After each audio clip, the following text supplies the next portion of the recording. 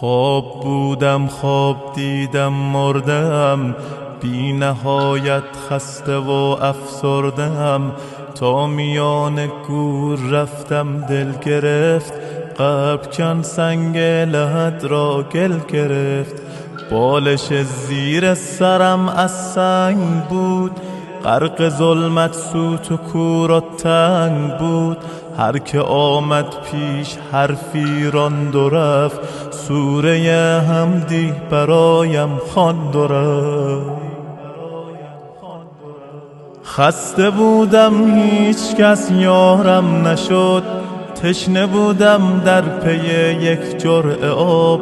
آمدن از راه نزدم دو ملک، تیره شد در پیش چشمانم فلک.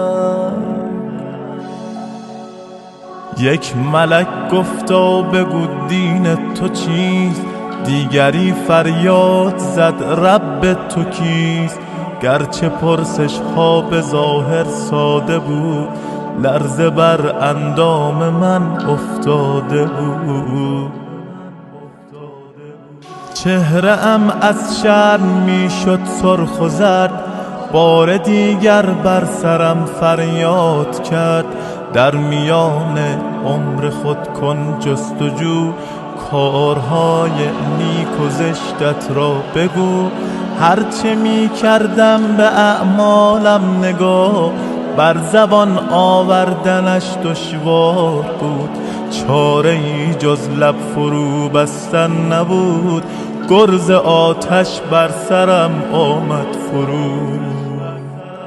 چون ملائک ناامید از من شدن، حرف آخر را چنین با من زدن.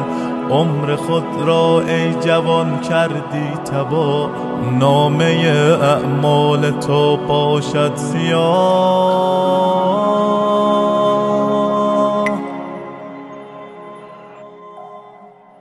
ما که مأموران حق داوریم، پس تو را سوی جهنم میبریم.